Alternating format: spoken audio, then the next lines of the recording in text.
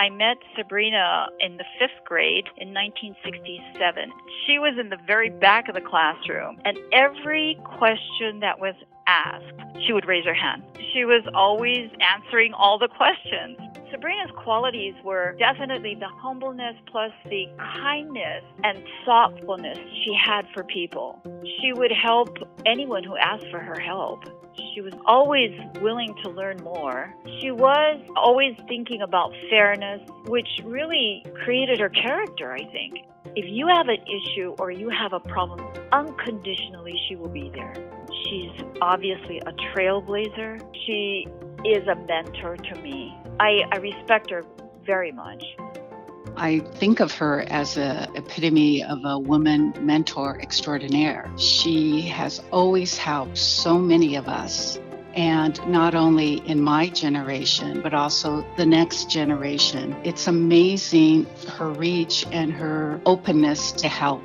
When she was young, she witnessed her mother, who was born in Japan, experience gender and racial discrimination. That kind of propelled her to think that going into the legal field was a way to make our society better. Culturally, as a Japanese American woman, it's hard to be different. Her legacy is being the first Japanese American gay woman on the Hawaii Supreme Court. The way she lives really helps other LGBTQ women and men. And she is definitely behind the scenes advocating for the LGBTQ community. It's amazing how much she has helped the next generation.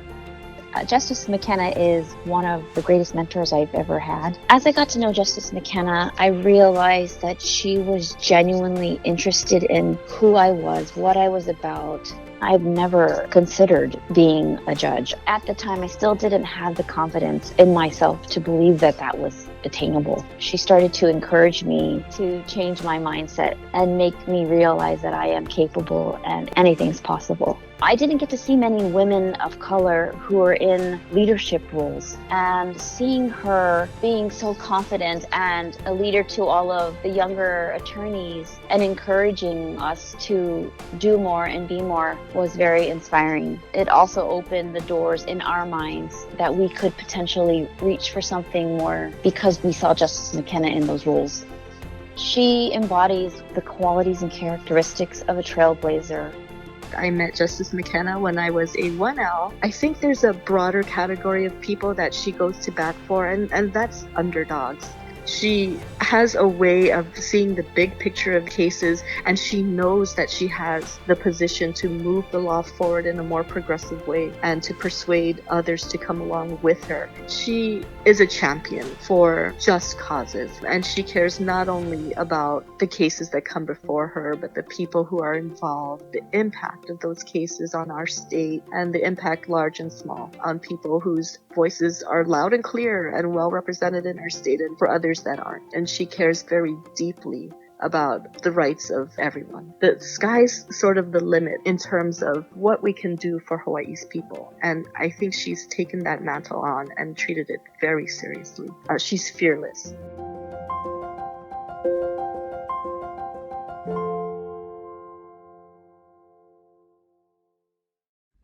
Aloha. Thank you to the ABA Commission on the Status of Women for this tremendous honor. Thank you to former National Asia Pacific American Bar Association President, my friend Jin Huang, for escorting me to the stage. Thank you to my friend David Tsai of the Pillsbury firm in San Francisco for putting together the packet urging NAPABA to nominate me. And thank you for those who supported my nomination and all of those who were interviewed in the introductory video. And mahalo nui loa to NAPABA for nominating me. Here's a shout out to all my NAPABA friends in the audience. And you know, they're out there. And a special shout out to my friend Marvin Dang from Hawaii, who is set to become the first Asian American officer of the ABA tomorrow.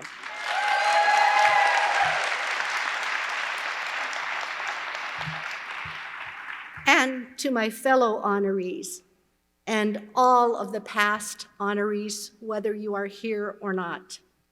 I'm truly humbled to join this sisterhood. Thank you. And all three of my children are here, Tyler, Emily, and Sage. They're in the second row.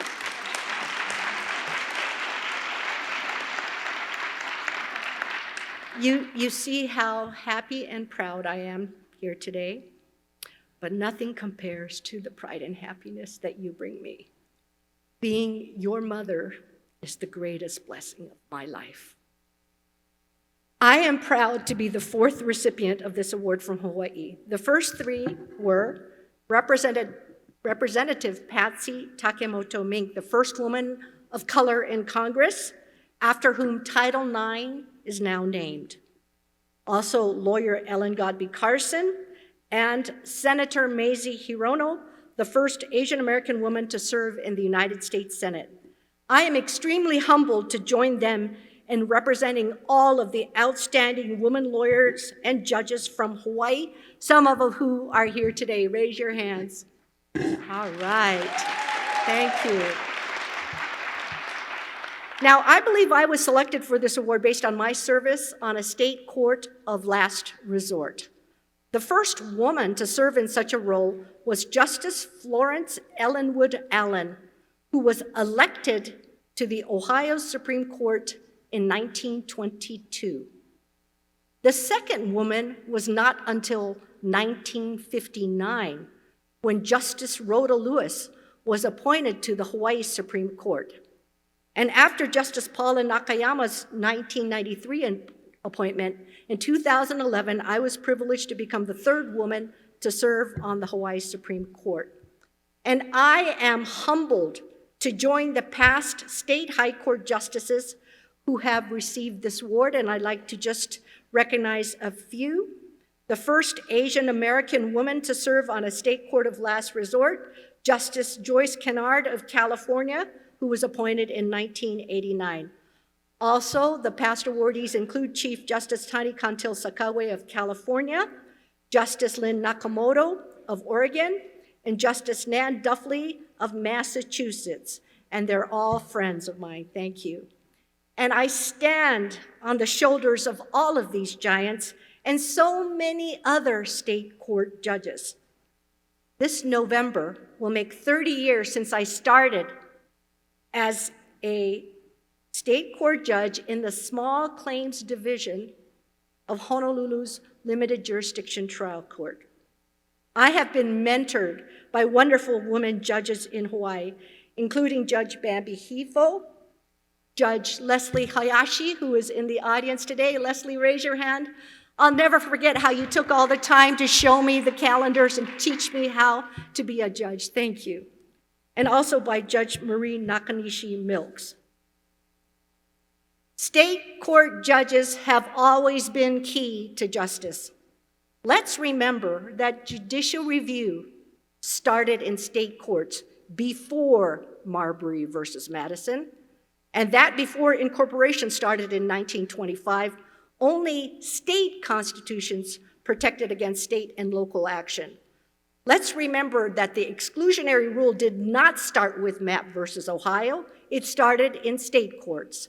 And that well before Brown versus Board of Education, from 1934 on, Black plaintiffs actually won 28 of 48 challenges to school segregation in state high courts.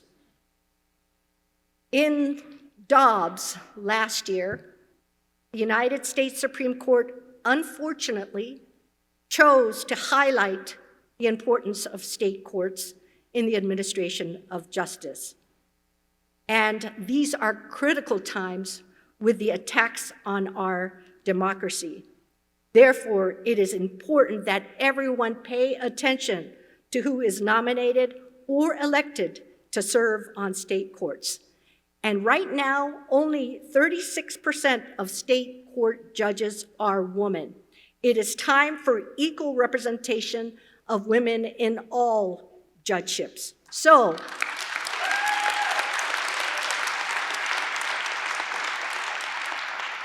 I encourage all of the attorneys out there, consider pursuing a state court judgeship. You are going to make a difference in the daily lives of people.